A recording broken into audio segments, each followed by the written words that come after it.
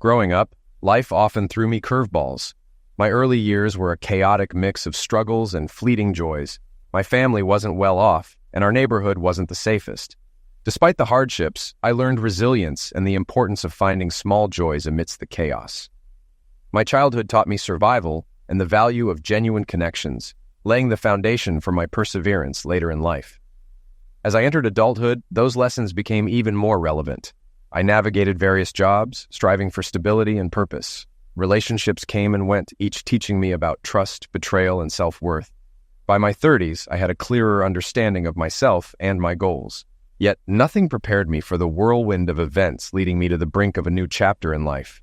A scream of pain echoed in my mind. My scalp throbbed, and my skin felt like it was being pricked by needles.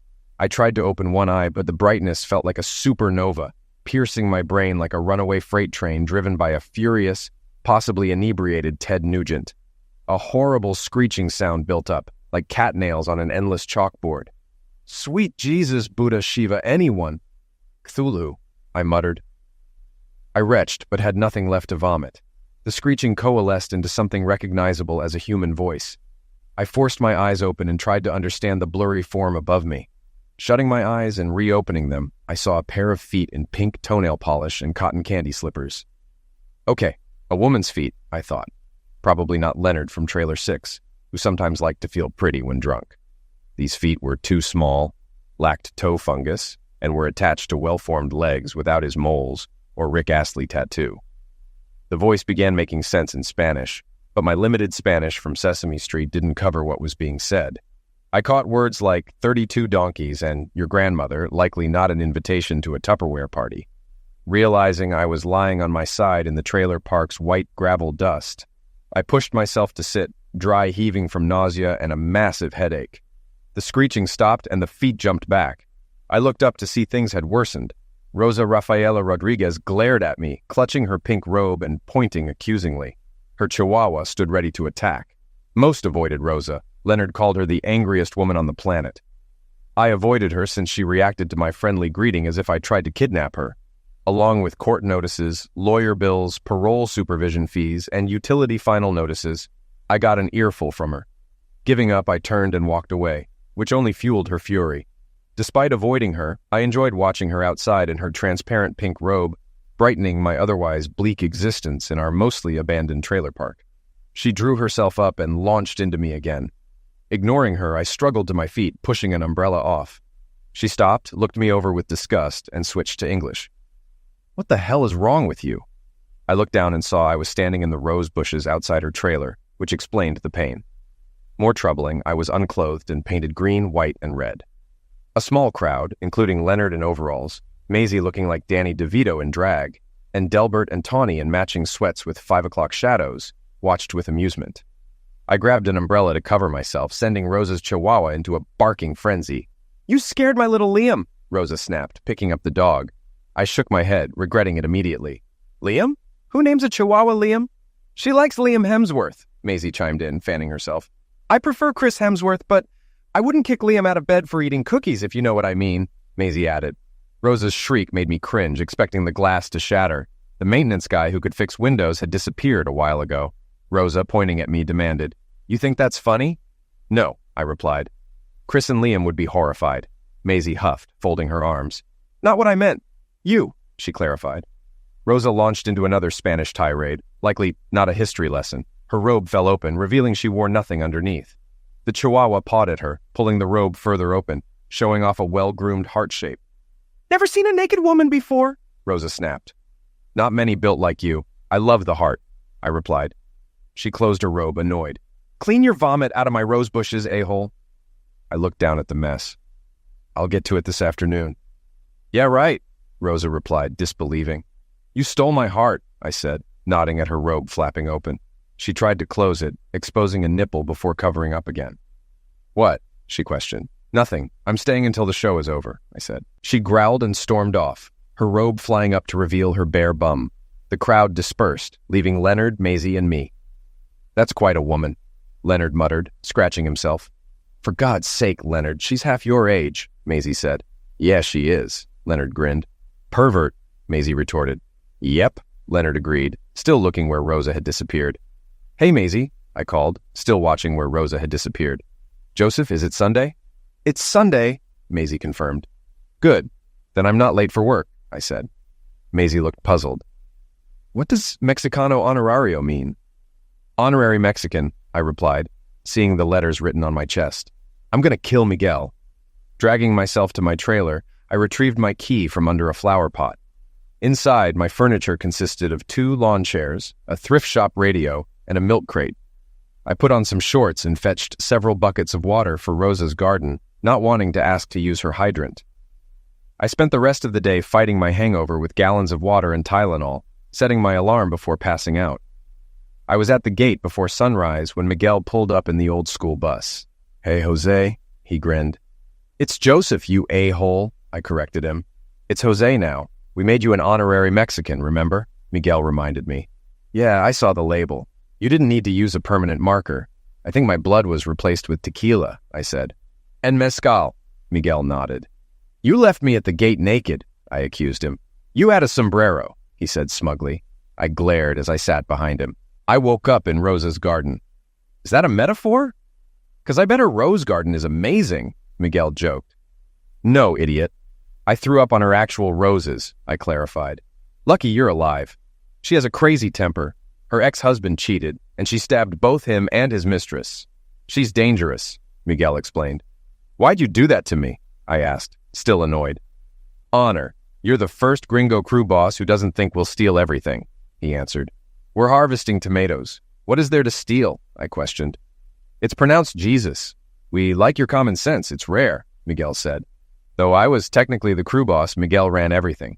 I just stayed out of the way and picked tomatoes with the others. You could be the boss, you know, Miguel suggested. No way. I need you to take the blame if anything goes missing, I replied.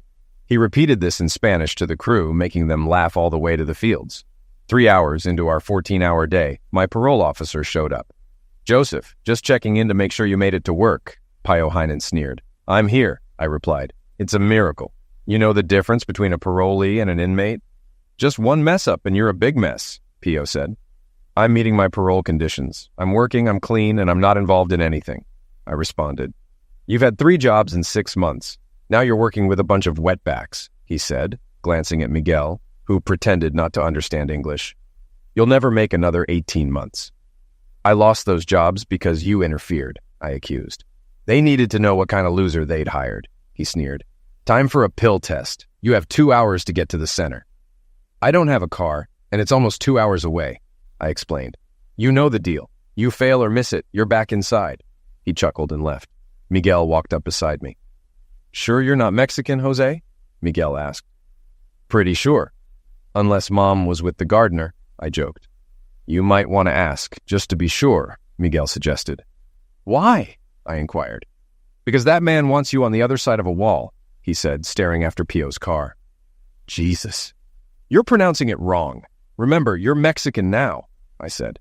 Alejandro will drive you to the test center. I don't have time to train a new crew boss, Miguel stated. We arrived at the test center with 15 minutes to spare. I had to pry my hands off the seat, not knowing you could drift a bus in heavy traffic. On the way back, Alejandro chatted a lot, but he didn't speak English. My Spanish was limited to counting, naming colors, and some obscenities, so we didn't get far. At dinner, Miguel sat next to me. Saturday night, you started to tell me how you ended up here but passed out before explaining how a big-shot stockbroker ended up picking tomatoes. Not much to tell. An SEC investigation hit my firm. I didn't think it involved me, but I was locked out. Turns out, there was insider trading under a fake account I had access to. I got blamed, but they couldn't prove it, so they pulled my Series 7 license, I explained. You still ended up in jail, Miguel noted. Yeah, they found cocaine in my car during the investigation. It wasn't mine, but I couldn't prove it. They used it to pressure me about the missing money. Tens of millions. I got 3 years, but only served 6 months in county jail due to overcrowding, I continued. You sure you didn't take the money? If you did, I have a cousin, Miguel suggested. If I had millions, I'd be in Mexico by now, I replied. So where'd the pills come from? He asked. I thought they were planted, but I picked up high-end clients from the airport a lot. One could have left it. Bad luck. Everything fell apart. My wife stuck around until I was sentenced, then divorced me, taking our savings, I said. What a witch, Miguel commented. I wasn't totally numb to it, but I had enough cheap tequila to take the edge off. She works at the same company, so she's lucky she didn't get fired. That job means a lot to her, I explained. True love conquers all, huh? Miguel said sarcastically. True love doesn't pay the bills, I replied. What were you making? Miguel inquired. With bonuses, almost $500,000 a year. Now I'm barely over minimum wage. She took everything, I said. Couldn't you find it? He asked. She's an accountant, and they're good at hiding money. It'd take money, time, and lawyers to dig it out, and I don't have any of those. Maybe someday I can look into it and sue for my share, I responded. Miguel shook his head sadly. I've seen your paycheck. It's going to be a while. Against my better judgment, I let Miguel talk me into going to another bar on Saturday night. You need to get out, Jose. Have some fun, Miguel urged. Like last week, where I wished I could die on Sunday? I retorted. Despite arguing, I climbed into the back seat. 8 guys could fit in the old brown Bonneville as long as no one worried about seatbelts. We're going somewhere more fun this time, Miguel promised. I thought that was your favorite bar, I said. They didn't appreciate us enough, he replied. Did we get thrown out? I asked. Maybe, Miguel admitted. Didn't your cousin own that place? I questioned. Distant cousin, he grinned. Besides, this club has dancing. When we arrived at the parking lot, I glanced at him. A salsa club? Isn't that Cuban? I asked. This place has hot chicks wearing very little. I'd come here if it was a waltz club, he replied. You do know how to dance, right? I inquired. Yes, I can do the polka and the waltz, I said. Seriously? Miguel asked, surprised. I can also tango, foxtrot, salsa, jive, and more. Beth and I used to hit dance clubs religiously, I elaborated. Thank God, I thought we were getting thrown out again, he said, relieved. I laughed. I'll buy your first beer. Domestic, Miguel requested. Yeah, I know. I've seen your paycheck, I responded. We had a blast. The club had 2 bachelorette parties and 3 divorce parties, making the ratio of women to men over 2 to 1. Most women were already tipsy when we arrived. I was dragged onto the floor by 2 divorcees, a maid of honor, 3 bridesmaids, and one mother of the bride who copped a feel so fast I hadn't finished my drink. I finally sat down, watching Miguel get dragged off by the mother of the bride. Holding my Modelo Especial, I scanned the packed floor, filled with more bare skin than a nudist colony. I spotted a woman with a full, toothsome behind in skin-tight jeans. She was talking to someone at a table, bent over to hear in the pandemonium. Every time she moved, my heart, among other things, moved with her. Damn, that was one fine bum. I was still entranced when Miguel stumbled to our table and sat next to me. Yokuda warned me, a-hole, Miguel said. Yeah, she was a handful. That cougar got my zipper down. She mentioned she was divorced like 6 times, he replied, pausing to follow my gaze. Damn, that's some fine... He stopped as the woman straightened and looked at us. Rosa's eyes narrowed as she approached. Miguel raised his hands. Hey man, I just got here, he said loudly enough for Rosa to hear. She ignored him and came right up to me. What do you think you're staring at, you pervert? Rosa demanded. I was about to apologize when a giggling woman in a toy bridal veil fell into the table, dragged by her maid of honor. The maid of honor, with a pink sash, grabbed my arm. She needs to dance with 5 more guys, the maid of honor insisted. I was pulled to my feet and gestured helplessly to Rosa. I'll be back. The bride, less drunk than her bridesmaid, seemed uncomfortable with the game. I tried to be a gentleman. I didn't make it back to the table for 3 more dances, intercepted by another bride, another maid of honor, and a very pretty trans woman who saved me from the cougar. At least dancing with her wasn't like dancing with an aroused octopus. I was heading back to the table when a hand grabbed mine, pulling me back onto the dance floor. Were you ever coming back to your table? Rosa glared at me as we started to dance. She seemed less angry than before. I tried. I had a cold beer back there, but it's probably warm by now, I said. No, I drank it. I was waiting for you to come back and apologize, Rosa responded. Any inclination to apologize vanished. Nonsense.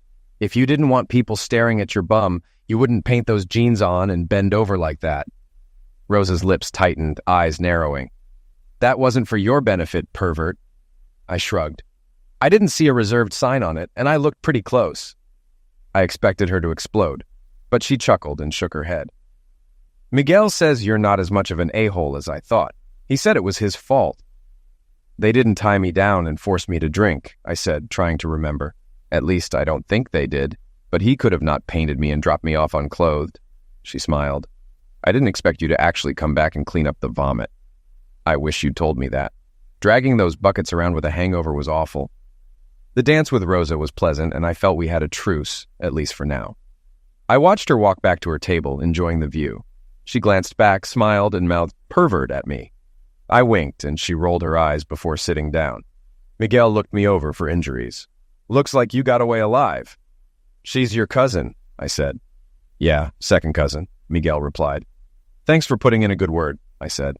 "Kinda owed you that," Miguel admitted. "Man, you did. A-hole," I said. I managed a week without any mayhem, which was a record. 1 call to my PO, 6 days of work, and no hangover for 2 Sundays in a row.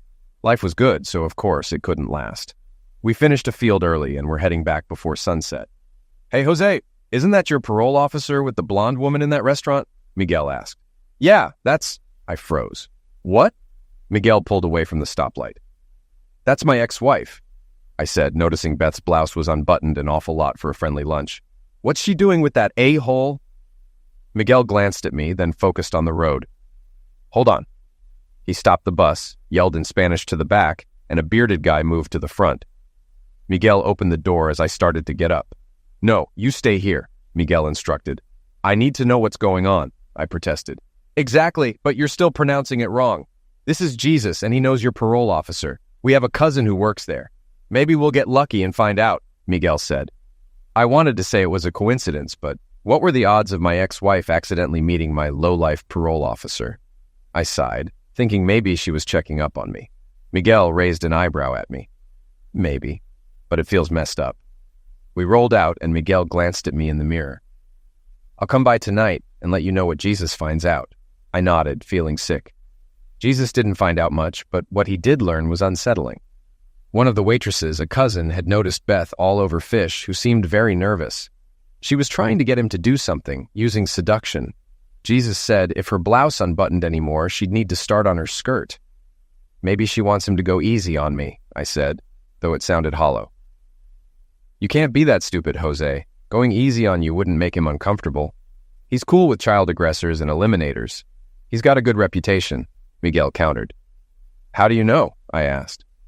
"There aren't many POs around here. I got a cousin who..." Miguel started. I waved him off. "I have a bad feeling about this." Miguel stared at my peeling linoleum tabletop. "You gonna look into it?" "Yeah, I'll just pull a few grand out of my account for a private eye." I shook my head. "I can't afford that. Do private eyes even exist anymore?" Miguel grinned. "You don't need to. I got a cousin who works in housekeeping at her condo." "Jesus, Miguel, how many cousins do you have?" I asked. "As many as we need.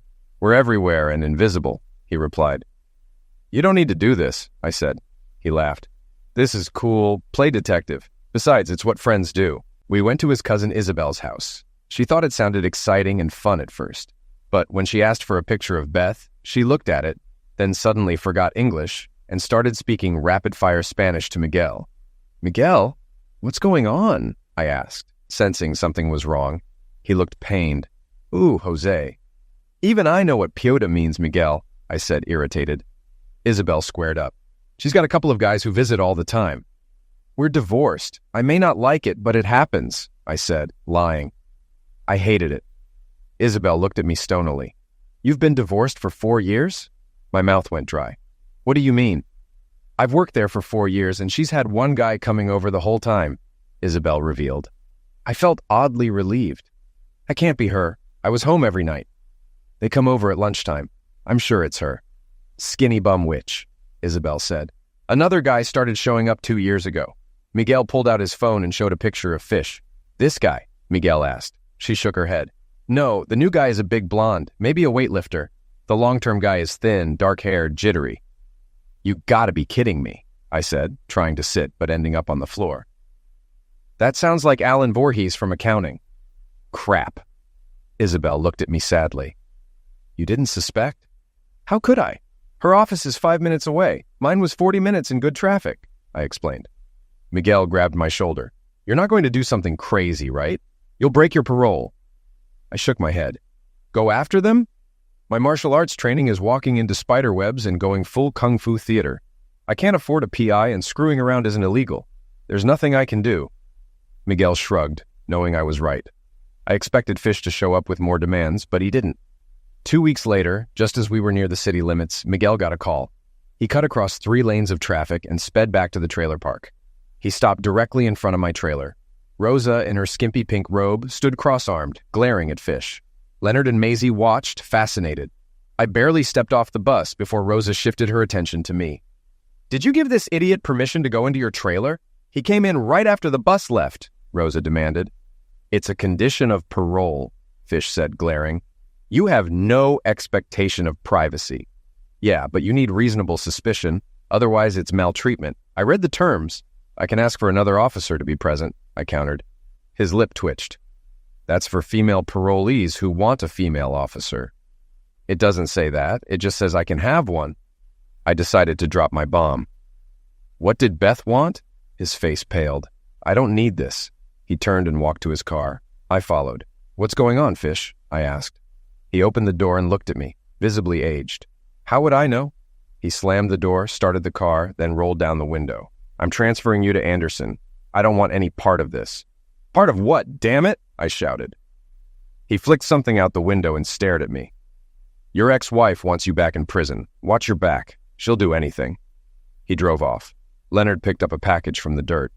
"Oxy in 4 bags, probably 20 tabs. That'd be intent to distribute," Leonard said. Miguel shook his head silently. I closed my eyes. Rosa moved closer, her scent calming me. She watched Fish's car disappear. "He was going to plant that in your trailer?" Rosa asked. I nodded, barely able to speak. "You'd have gone back to prison?" she continued. I nodded again. "It would be to a real prison this time, with real gangs." I shivered, and Rosa grabbed my arm. "Are you okay?" she asked softly. "Not really," I admitted. "Why does your ex want you in prison? You're not stalking her, right?" Rosa asked, concerned. "I don't even have a car. Miguel drives me everywhere. How could I stalk her?" I replied, trying to focus. Somehow, Rosa holding my arm helped me focus. "Something's going on, but I don't know what. We're divorced. She got everything, and I haven't been near her." I took a deep breath and told Rosa how I ended up divorced and on parole. She looked puzzled. "She tried to screw that guy into putting you in prison?" Rosa asked incredulously. "Seems like it," I confirmed. "She must really hate you," Rosa said, shaking her head. "I didn't do anything. She was the one cheating, and I didn't even know it," I said, feeling the weight of it all. Rosa's lips twisted attractively. "You didn't have to do anything. She might blame you for her actions. Women, you know." Her big brown eyes locked on mine. "He's right. You need to watch your back. She hates you that much and isn't stopping now." I felt exhausted. The idea that Beth hated me was sickening. I looked at Miguel. "Do you have any cousins in Bergman Towers? That's where Beth works," I asked. He grinned. "What can I say, man? We're everywhere. I'll also tell Isabel to get pictures of any visitors she gets at home," Miguel said. Maisie, wearing Leonard's overalls, peered at Fish's disappearing car.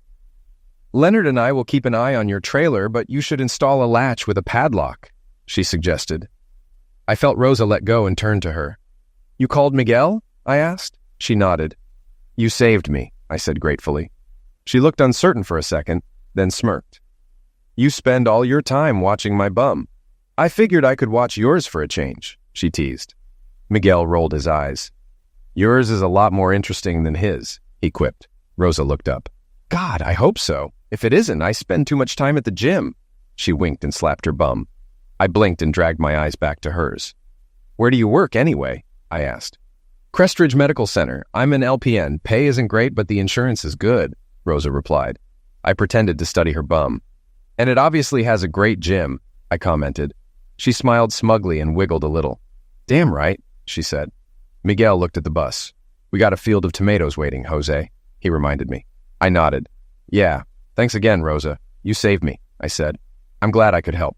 Let me know what's going on, okay?" she said. She walked away toward her trailer, letting the wind play with her robe. "Wow," Maisie muttered, scratching herself through the overalls. "Sop that up with a biscuit."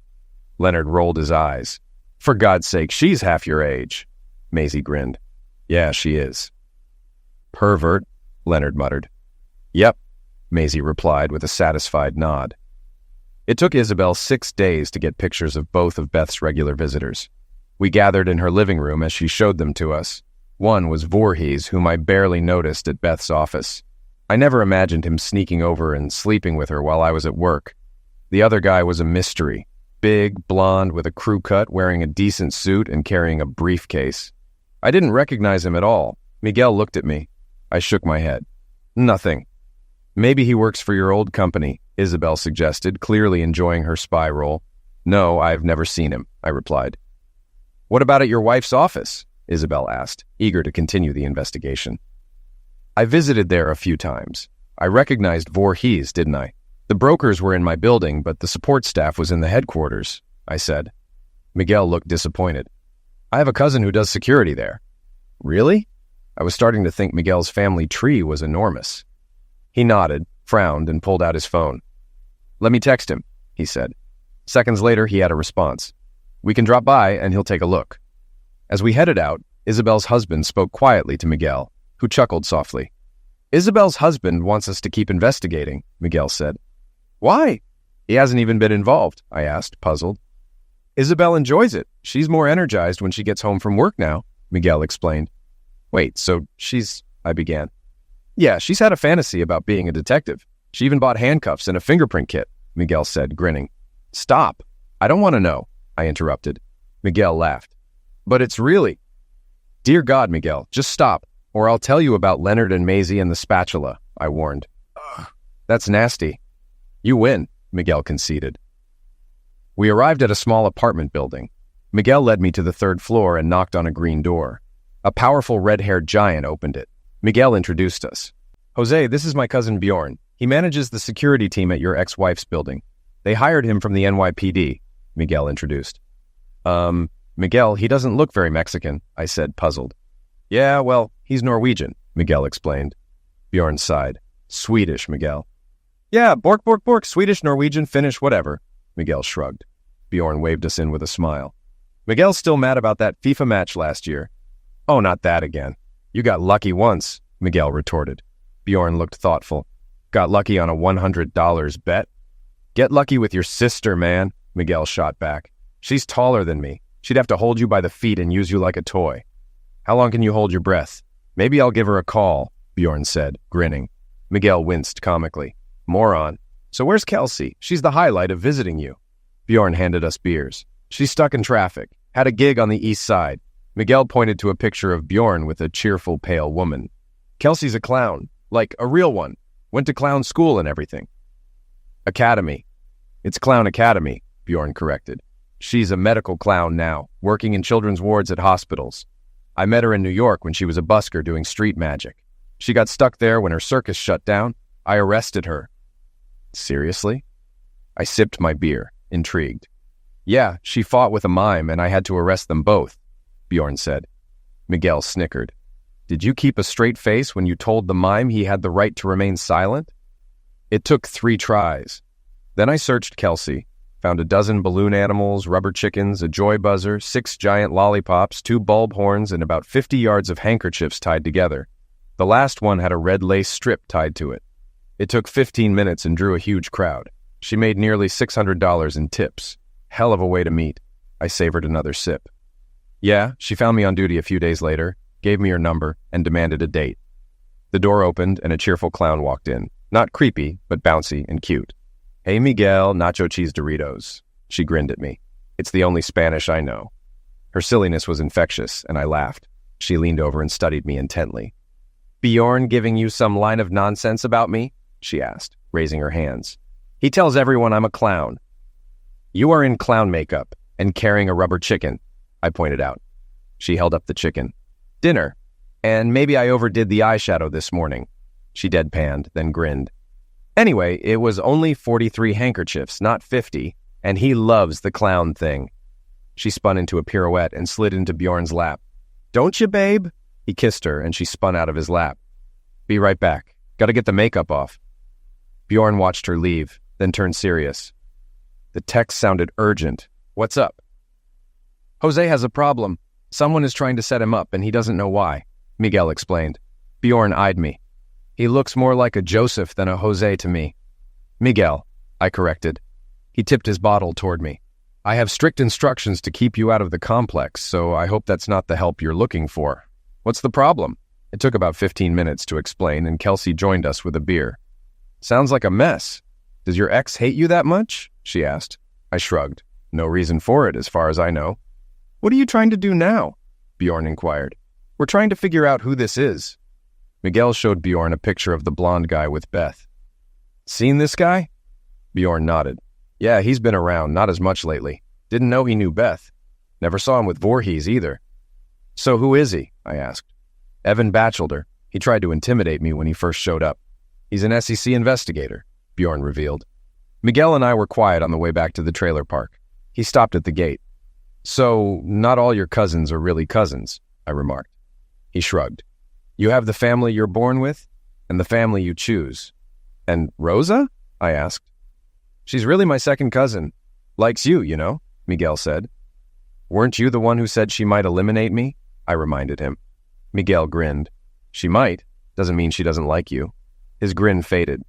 What are you going to do? I don't know. Beth seeing the SEC guy is an ethics violation. I'd rather leave it alone, I said. But she won't leave you alone. Don't do anything stupid. You need help. I'll help, okay? Miguel offered. I nodded, unsure. He drove off, and I walked through the dim trailer park. Hey, pervert, Rosa called out. I looked over at Rosa's trailer. She was sitting outside. Hey, Rosa, I greeted her. Bad day? She asked. Yeah, everything I thought I knew about my wife is nonsense, I replied. She held up a bottle. Need a drink? Tapatio from Jalisco? I approached. That's the good stuff. Don't waste it on me. Rosa smiled. I've been there with my ex. I can spare some. She patted the chair next to hers. You promised to let me know what's going on. I slumped into the chair and took the bottle. I don't have a cup. Tequila eliminates germs. You won't catch my cooties, she said. I took a sip, more worried about you catching my bad luck. So what happened? She leaned forward. I told her the whole story. What does that mean? She asked. It looks like Beth has been setting me up for years. She was with the SEC guy over a year before the investigation, and Voorhees 2 years before that. She tried to get Fish to put me back in prison, I explained. Rosa pulled her feet up into her chair. How long were you married? Just over 4 years, I replied. So she was with Voorhees practically from the beginning, Rosa noted. We sat quietly for a bit. Think she married you to set you up? She asked. That thought makes me feel even worse, I admitted. She took the bottle, sipped, and handed it back. Manipulating men is what some women do best. She looked at me. What are you going to do? Get revenge? I shook my head. I just want out of this. But that won't work. Rosa held up the empty bottle, then stood up. Maybe another bottle would help. Think it through. I think I have one inside. She walked to her door, and when she opened it, the light seemed to dissolve her robe as she looked back at me. You coming? She asked. I followed, entranced by the sway of her hips. She paused, and the chihuahua darted under a chair. The bottle's in my bedroom, she said, pointing to an open door. As I stepped closer, she turned and smiled wickedly, her robe open. I pulled her against me, and she grinned wider. I warned you. Manipulating men is what some women do best, Rosa said, hooking a leg around me. She started to speak, but I kissed her. She shrugged off her robe, and I carried her to the bedroom, the chihuahua howling from under the chair. Later, Rosa lay half across me, waking up. She smiled. Wow, you must have been saving that up. I'm a little tender. She glanced at the floor. I'm throwing that pillow away. Yeah, washing won't help, I agreed. She laughed. I'll just buy a new one. I ran my fingers through her hair. I haven't had an active social life. You didn't hook up with that old lady at the club, she said. No, I replied. She laughed. I know you didn't. I was keeping an eye on you, I said. Fair. I had an eye on you too, she teased. And I lied. That stuff at the club was for your benefit. Rosa grew serious. I need to tell you the truth. I knew you'd be at the club. That's why I went. I'm going to eliminate Miguel, I muttered. He didn't know. He asked for a good place, so I decided to show up, Rosa explained. Why? I asked. Because I needed to stop being a witch. I've been angry since my ex-husband. I thought you might understand. Besides, I got a good look at you before you picked up that sombrero, pervert, she said. She giggled. So you wiggled your bum at me. It worked, didn't it? You drooled over me every time I went outside. Is that why you wear that robe? I asked. Sometimes I'm an exhibitionist. You've found my weakness, she admitted, and I squeezed her bum. A knock interrupted. Rosa put on her robe and answered the door while I got dressed. Rosa looked at me, puzzled.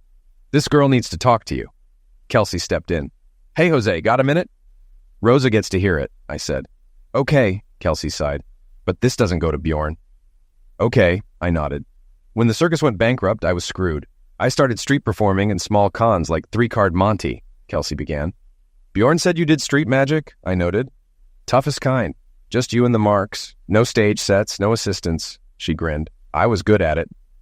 Rosa asked, what does that have to do with everything here? Kelsey blew out a breath.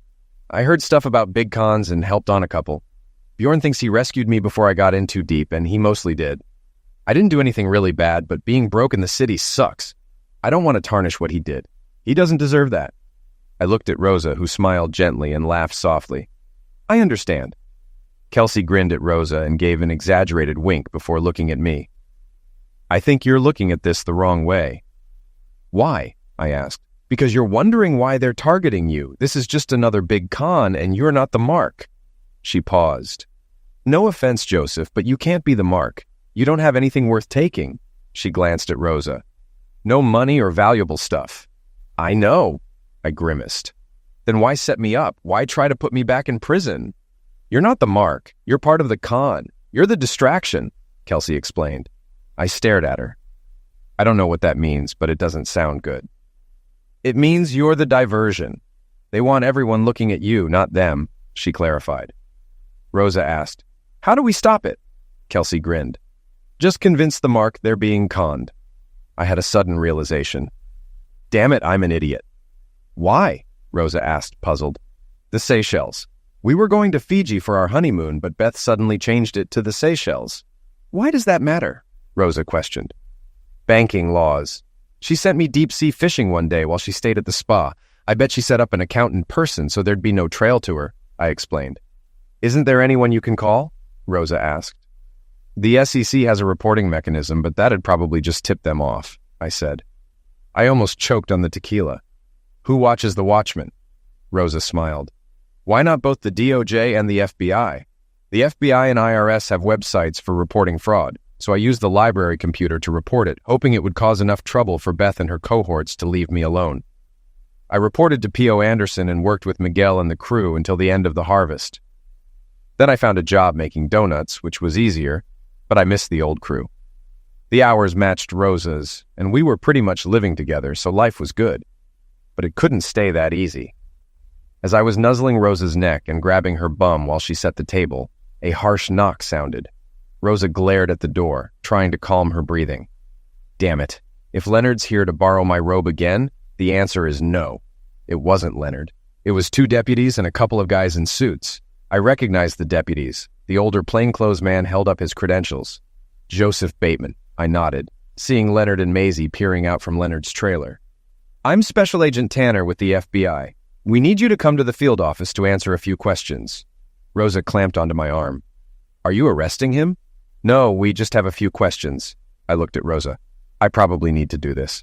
She reluctantly let me go, but not before taking cell phone pictures of the agents and whispering something in Spanish to one of the deputies. He paled, likely from a pass-away threat. As we drove away, I saw Leonard and Maisie heading to Rosa's trailer.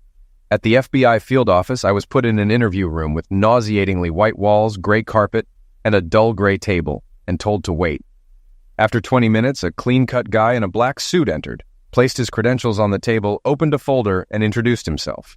Mr. Bateman, I'm Senior Special Agent Michael Rivera from the Criminal Cyber Response and Services Branch in D.C. We received your tip and need clarification for an ongoing FBI-IRS investigation. We appreciate your assistance. I stared in surreal horror. Miguel! Ignoring my whisper, he pointed to a line item on the list. You mentioned the money may have been moved to an account in the Seychelles. We need to narrow down which institution your ex-wife may have used. For the next 2 hours, SSA Rivera went over every detail of the suspected plot. I had to handwrite and sign statements, review maps and honeymoon itineraries, all while Rivera acted like we'd never met. Thankfully, there were no references to Isabel, Bjorn, or Kelsey. They were supposed to be family. After we finished, he gave me a perfect government official handshake and thanked me for assisting in the investigation. I walked into Rosa's trailer with silence roaring in my ears. She was waiting for me. Are you okay? She asked, concerned.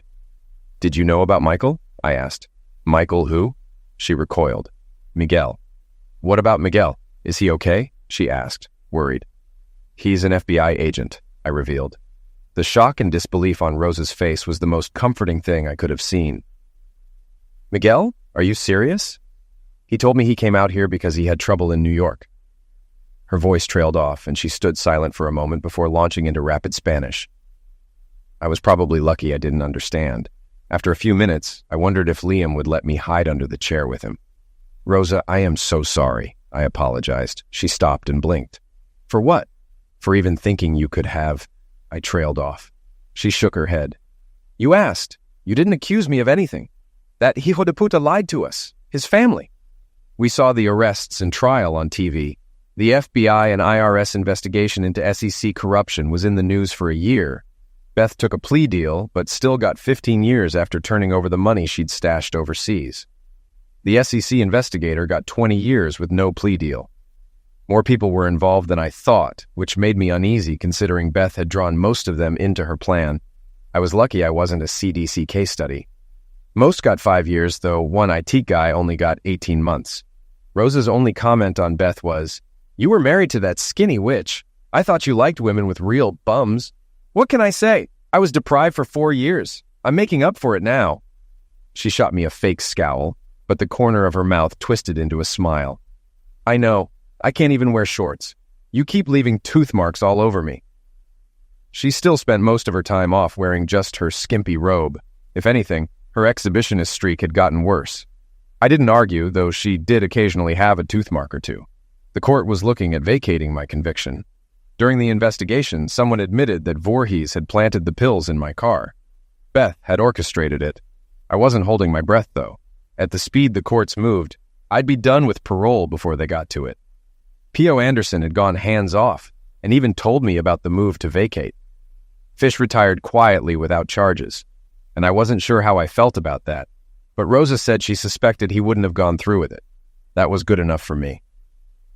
For months after Beth's sentencing, Rosa and I met Bjorn and Kelsey at the salsa club. We also ran into them at street festivals and sometimes met at the club for dinner and drinks. Dancing with a double-jointed clown was a trip, and watching Kelsey perform street magic tricks on patrons never got old. One evening, we arrived early. I grabbed a table while Rosa freshened up. I had just waved a waitress over when Miguel pulled out a chair. I'll get this round, man. I owe you one. Miguel spoke to the waitress briefly and then sat down. Miguel? Or is it Michael? I asked. He sighed. Miguel, you might want to keep a clear path to the door. Rosa's pissed at you. Yeah, I figured. You earned that doing your job. I bought it. I thought you were my friend. You're good. Lots of training. Bjorn told me he suspected something. He just didn't think FBI. He thought maybe State Narcotics Task Force, I said. I wasn't even there for you, you know. We had an op running, but came up empty. I was already in place when the employment agency dropped you there. Blind luck, Miguel explained. The FBI stalks? Low-level pill parolees? Really? What kind of crap is that? I asked, incredulous. Everyone was convinced you had the money hidden. Probably 6 agencies watching, waiting for you to run. Took me a while to suspect you weren't in on it, Miguel admitted. Why didn't you say something? I demanded. I couldn't be sure for a while. Once we learned an SEC investigator was involved, I was stuck. The rules are simple. The FBI should have investigated, but none of our evidence was legal, and the politics were complicated. We couldn't legally initiate an investigation with what we had, he said. But if somebody lodged a whistleblower complaint, you'd have probable cause, I suggested. He nodded. It worked, didn't it? We figured out why she kept targeting you after you were out. You were supposed to be the fall guy, but they didn't realize that.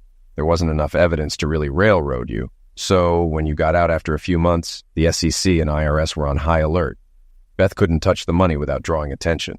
If I went back to prison for a long time, the pressure would be off and she'd be free and clear, I concluded. That's too cold, Miguel said, shaking his head. Yeah, I interviewed her. She's probably a full-blown sociopath. They're drawn to money and power and end up in politics, law, and finance. Cold as ice and damn good liars. Convincing as hell, I said. Kind of the pot calling the kettle black there, Miguel, I noted. He shrugged. Fair, still. You're lucky you're alive. She probably figured liquidating you would draw too much attention. She did ask about you, though. wondering why you hadn't tried to see her and talk." "What the hell is there to talk about? She was never who I thought she was," I said bitterly. Miguel put his beer down. "If she's like other sociopaths I've met, she wants to know she won in some way. See you break down or get upset. See your reaction when you realize you were played." He laughed. "It really pissed her off when I told her you screwed up her plan, cost her all the money, and put her in prison. Pretty one-sided win there." "I was just trying to stop everything," I said. "I know, but it worked for me. Sociopaths are usually narcissists. She tried to show how she won by explaining stuff we didn't know, put 2 more a-holes behind bars, and recovered a bit more money," Miguel concluded. Rosa suddenly appeared by the table, glaring at Miguel. She hissed something, and he raised his hands in surrender. "I know. My mom relayed your, opinion to me. I'll never hear the end of it, so thanks," Miguel said. Rosa glanced between us. I shrugged. "He's explaining what happened." She pulled a chair next to mine, gripping my arm possessively and still glaring at Miguel. He took a sip of his beer. "What else do you want to know?" I asked. "How many people were involved? Are you sure you want to know?" Miguel asked, frowning. 10, but 2 were women. 11 if you count the IT geek who botched the frame job on you. He only got a few blowjobs in the server room. He rolled on everyone as soon as we pressured him. He got 18 months, Miguel explained. 18 months in prison for a few blowjobs. Damn, I shook my head. Rosa elbowed me with a grin. Mine aren't worth that. Of course they are, I replied. Oh God, too much information. Miguel held his hands up as Rosa laughed wickedly. Things got quiet, the joking reminding us of how close we'd been. I turned my beer bottle a few times. What do you want, Miguel? I asked. I wanted to set things right. Family, you know, he said. I had bitter replies in my head, but let them go. Are we Jose and Miguel? Yeah, cousins. Michael and Joseph, not so much, Miguel replied. I looked at Rosa. I think I can live with that. She studied him. You ever do that again, you'll regret it for the rest of your life. Her tone was certain, not venomous. He nodded. I know, and I deserve it. Thanks for giving me a chance to make things right.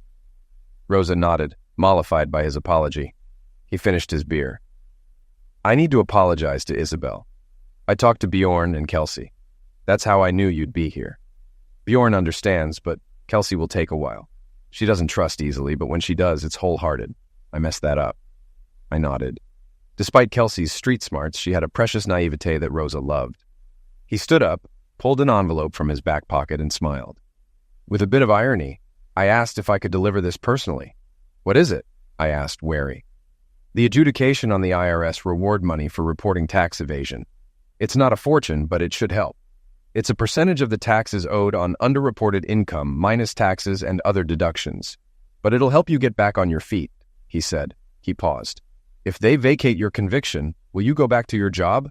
I shook my head. No, there will always be suspicion. No one would sponsor me for a Series 7 again. The donut shop owner is thinking about selling. I'm managing it now and looking into bank loans. It's affordable, and the profits are good. Miguel snickered. A big shot donut shop owner. Jesus, you're saying it wrong. He works at the shop. I hired him and Alejandro, I corrected. Still hard to picture, Miguel said. Money is just money, Miguel. I have family now, I said. I saw a flash of pain before he walked away. I opened the envelope and sorted the papers. The total was over $500,000. I showed it to Rosa. She smiled. No problem buying the donut shop now, and we can get you a nicer engagement ring. She studied her quarter-carat ring. No, I'm keeping this one. You worked hard to save up for it. That means a lot more. I squeezed her thigh. What are we going to do with the money left over after buying the shop? She looked up. There are a lot of empty lots in the trailer park. Maybe we could get a double-wide trailer with a big deck to have everyone over, like Leonard and Maisie. Maybe even Miguel in a month or two. She looked at the door. I nodded. With a barbecue grill, patio furniture, and a good stereo system, that sounds about right. Rosa leaned against me. Maybe we could make one of the bedrooms a nursery, you know, in the future. Her voice was measured, but I heard her uncertainty. Maybe not too far in the future, okay? Maybe get a 4-bedroom one. You never know, I said, trying to reassure her. Rosa sighed.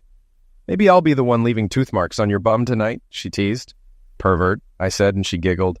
You better believe it, Rosa replied.